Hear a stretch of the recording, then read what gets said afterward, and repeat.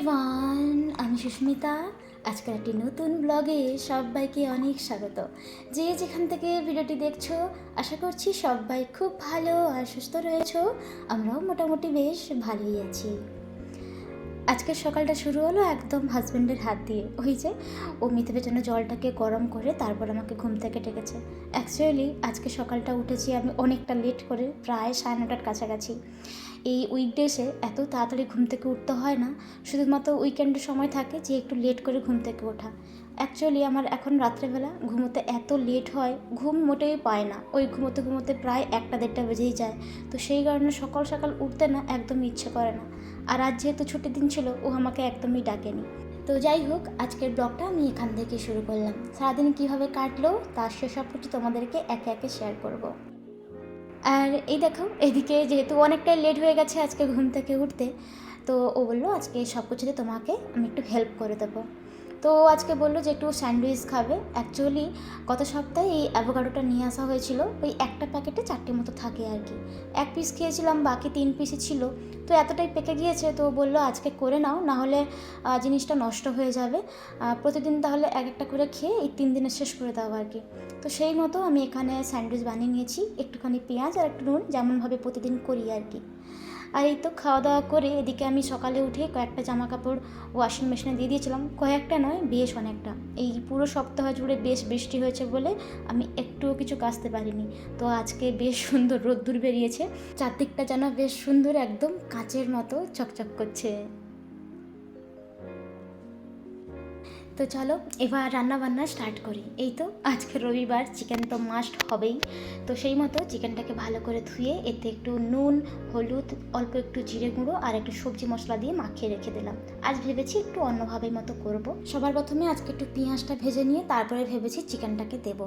তবে জানো তো, জাপানের এই চিকেন রান্না করতে গিয়ে আজকে আমার বেশ বড় একটা ভুল হয়েছে, আর সেই ভুল থেকে আমি একটা শিক্ষা পেয়েছি। জাপানের এই সুপার মার্কেটেতে যে সমস্ত প্যাকেট চিকেনগুলো পাওয়া যায় ওতে বাটার মেশানো থাকে, সেটা তো আমাদেরকে তো আগেই জানিয়েছি। তবে আজকে আমার খুব ইচ্ছে হয়েছিল যে একটু সর্ষের তেল দিয়ে এই চিকেন রান্নাটা করব। তো সেই মতো আমি সর্ষের তেল দিয়ে দিয়েছি। তারপরে যখন চিকেনটা দিই না, একটা ব্যাড স্মেল আসছিল, এমন একটা স্মেল যেন মনে হচ্ছে চিকেনটা খুব খারাপ হয়ে গেছে। এই স্মেলটা এর আগে আমি একবার পেয়েছিলাম, তখন বুঝতে পারিনি যে এটা শুধুমাত্র এই সর্ষের তেলের জন্য হয়েছে। তো পরে সেটা বুঝতে পারলাম। তবে ওই যে খারাপ স্মেলটা ওটা খাওয়ার সময় ছিল, তবে এতটা স্ট্রং না থাকলেও মোটামুটি একটু ছিল আর কি। তো এই ভুল থেকে যেমন শিক্ষা পেয়েছি, তেমনি তার মাসুলও দিতে হয়েছে, কারণ রান্নাটা খাওয়ার সময় একটু স্মেল তো করছিল। সঙ্গে আজকে চিকেনে কী দিয়েছিলাম, ওই যে পোস্ত আর কাজু বাটা, গতকালকে রাত্রে করেছিলাম না পনিরের তরকারি, একটুখানি ছিল, ওটাই দিয়েছিলাম। এরকম ফার্স্ট টাইম করলাম, আর এতে চিকেনের স্বাদটা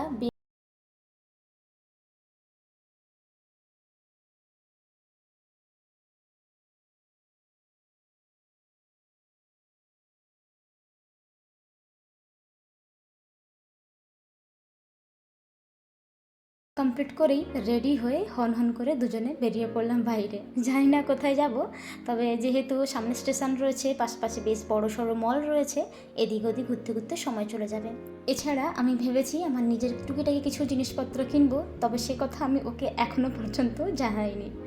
তো যাই হোক, এখনও গ্রিন সিগন্যাল পড়ে গেছে, চলো এবার সামনের দিকে এগিয়ে যাই।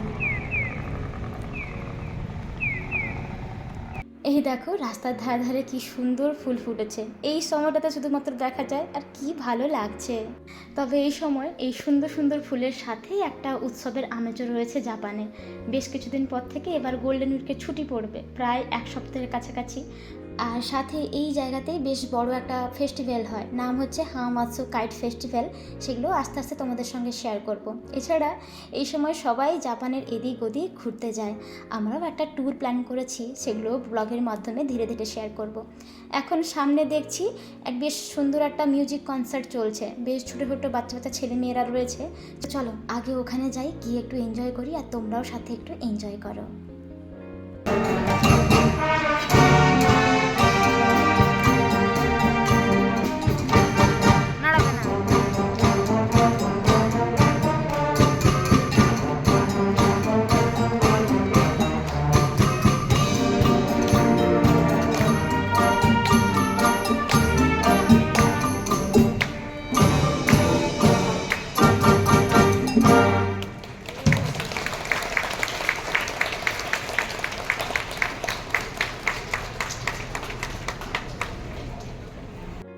মোটামুটি বেশ অনেকক্ষণ থেকেই হচ্ছিল, আমরা যেতে কিছুক্ষণের মধ্যে শেষ হয়ে গেল। বেশ ভালোই লাগছিল শুনতে, একদম বাচ্চা বাচ্চা ছেলেমেয়েরা ছিল। তারপরেই তো আমি এখন চলে এসেছি একদম স্টেশনের উপরে যে শপগুলো রয়েছে ওখানেই এসেছি। আমি বলেছিলাম না আমার বেশ কিছু টুকিটাকি জিনিসপত্র কেনার রয়েছে, ওই যে বললাম ঘুরতে যাব, তো তার জন্য আমার বেশ কিছু ইয়াররিংস দরকার। বেশ কয়েকদিন আগে এসে দেখে গেছিলাম, তো এসে আজকে একটু ভালো করে চেক আপ করে নেবো আর কি। অ্যাকচুয়ালি এখানে আমার দুটো ইয়াররিংস ভীষণই পছন্দ হয়েছিল, তবে কনফিউজ ছিলাম কোনটা নিলে বেশি ভালো লাগবে। তো ওকে এখানে জিজ্ঞাসা করছিলাম যে কোনটা বেশি ভালো বলো, তাহলে ওটাই নেব। তবে ও একটা পছন্দ করে দিয়েছে। এছাড়া এখানে দেখো আরও বেশ কিছু ইয়াররিংস রয়েছে যেগুলো খুবই সুন্দর দেখতে, প্রত্যেকটা যেন একদম মন কেড়ে নেবে এমনই একটা ব্যাপার। তবে জানো তো এখানে যে সমস্ত ইয়াররিংস রয়েছে এগুলো পরার জন্য কানে কোনো রকম ফুটো করার প্রয়োজন নেই। কান যদি ফুটো নাও থাকে তুমি খুব সুন্দরভাবে এগুলো পরতে পারবে। আর জাপানে এগুলো প্রায় দোকানে পাওয়া যায়। প্রথমবার আমি বুঝতে পারতাম না যে এগুলো কিভাবে পরতে হবে, পরে জানতে পেরেছি যে কিভাবে এটা পরতে হয়, তো পরে সেটা আমি জানতে পেরেছি। তো আজকে এমনই একটা ইয়াররিং নিলাম, আর এগুলোর মধ্যে এটা পছন্দ হয়েছে আর কি, তো সেই মতো এখানে নিয়েছি। এই কান এখানে ফুটো করার কোনো প্রয়োজন নেই, বিনা কান ফুটোতে আরামসে করতে পারা যাবে। তবে জানো তো এটা পরার পর কানে এতটাও ব্যথা লাগেনি, বেশ কমফোর্টেবল লাগছিল, তার জন্য আমি একবার পরে দেখে নিয়েছিলাম নেওয়ার আগে। আর এই যে এখানে আমি একটা ক্ল্যাচার দেখছিলাম, ও আমাকে নিজেই বললো যে তুমি একটা ভেঙে দিয়েছো যখন আর একটা নিয়ে নিও, তবে এবার মেটালের নিও, যাতে পড়ে গেলেও ভেঙে না যায় আর কি। তো সেই মতো একটা মেটালের নিয়েছি। তবে এই মেটালের উপরে আরও অনেক ধরনের কালেকশন ছিল, তবে এই ক্লাচারটাও ওর বেশি পছন্দ হয়েছে, তাই সেই মতো নিয়েছি। আর আমার মুখ দেখেই বুঝতে পারছো যে আমি কতটা খুশি ছিলাম, ভীষণ হ্যাপি ছিলাম আর কি। তো চলো এখন বিলিংটা কমপ্লিট করে নিই। আমাদের মেয়েদের একটা নেচার আছে দেখবে, যদি কোথাও ঘুরতে যাই তার আগে যদি কিছু একটা শপিং হয় বেশ ভালোই লাগে। তবে আমার যে সবসময়টা চাই তা কিন্তু নয়, এমনি সময় আমার যদি এরকম ধরনের ইয়াররিংস কোনো কিছু চোখে পড়ে ভালো লাগে তাহলে আমার নিতে ভীষণ ইচ্ছে করে, কেননা আমার সোনার ইয়াররিংসের থেকে এই ধরনের ইয়াররিংস ভীষণ পছন্দের।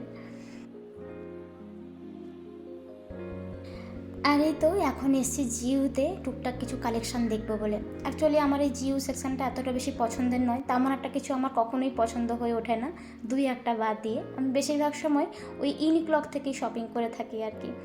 তবে এখানে অনেকদিন আসা হয়নি বলে সেই মতো এসছি, তবে এখানে এসে বেশ একটা ভালো লেগেছিলো, তবে দামগুলো ভীষণ ছিল, তো সেই জন্য ভাবলাম নেওয়ার কোনো প্রয়োজন নেই। তবে বাড়িতে অনেক কিছু কালেকশান রয়েছে, সেগুলো পরেই না হয় ঘুরতে যাব। তবে যেমন এখানে দেখো এই যে ব্ল্যাক কালারের এই টপটা, এর যে হাতাটা দেখেছো কি সুন্দর ওই ফ্লোরাল টাইপের করা রয়েছে আর কি, তো এটা দেখে বেশ ভালো লেগেছিলো। তবে ওই তো এগুলো এখন যতটা দাম দেখছো না, দুদিন পরে এর দাম হাফ হয়ে যাবে জানো তো, তো সেই জন্য আমি না নিতে চাই না। পরে যখন দেখবো দামটা কমে গিয়েছে তখন না কষ্টের বুকটা একদম ফেটে যায়, তো সেই মতো আজকে আর নিলাম না। এছাড়া আজকে জামাকাপড় কেনাকাটার তো তেমন কোনো প্ল্যান ছিলই না আমাদের। আমার ইচ্ছে ছিল শুধুমাত্র এসে একটু দেখে যাব। প্রায় 2 সপ্তাহ হয়ে গেছে এখানে আসা হয়নি, আর কি কি কালেকশান নতুন এসেছে কেমন কি সেসব কিছু দেখতেই এখানে এসেছিলাম আর কি। তো দেখা হয়ে গিয়েছে, এবার যাব বাড়ির দিকে। তবে যাওয়ার আগে এই স্টেশনের সামনেটাতে একটু বসছি আর কি। এই যে কিছুক্ষণ আগে এখানে কনসার্ট হচ্ছিলো, মিউজিক কনসার্ট, তো জানো তো আজকে একদম পুরনো দিনের কথাগুলো মনে পড়ে গেল। প্রথম যখন জাপান এসেছিলাম তখন তো কোথাও কিছু জানতাম না, কোথায় যাব না যাব, তখন এই স্টেশনের সামনেটাতে এসে বসে বসে সময় কাটাতাম আমরা। তো আজকে সেই পুরনো দিনের কথাগুলো বেশ মনে পড়ছিল, তাই নিজেদের মধ্যে একটু কথা বলা বলি করছিলাম আর কি। আর ঠিক তখনই একটা অ্যাম্বুলেন্স এলো, আর দেখলাম ওই স্টেশন থেকে বেরিয়ে আসছে, মনে হয় ওই স্টেশনে কেউ অসুস্থ হয়ে গেছিলো আর কি। তো ওটাই আমরা একটু দাঁড়িয়ে দেখছিলাম।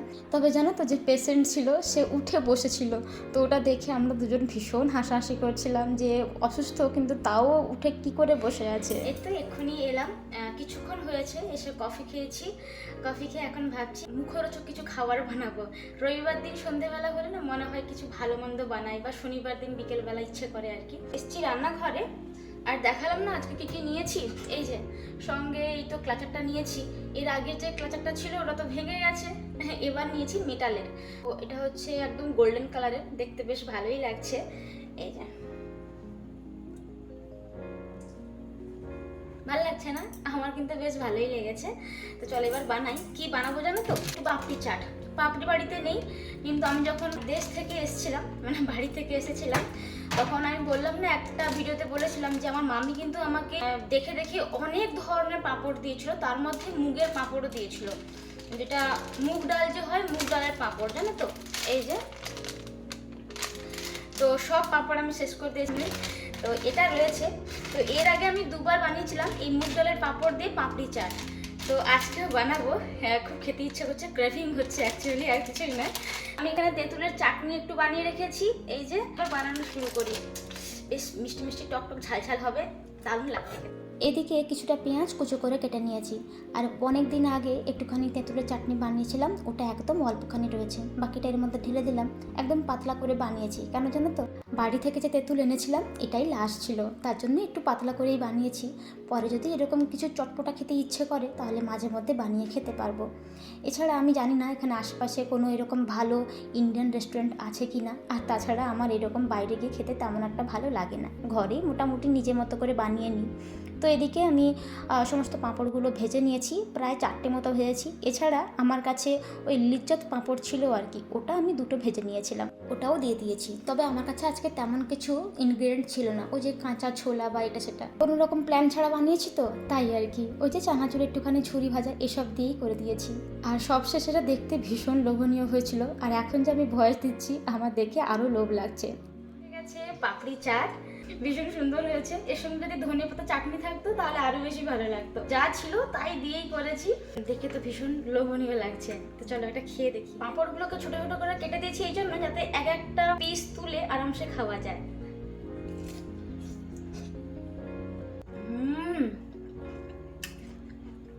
দারুণ হয়েছে।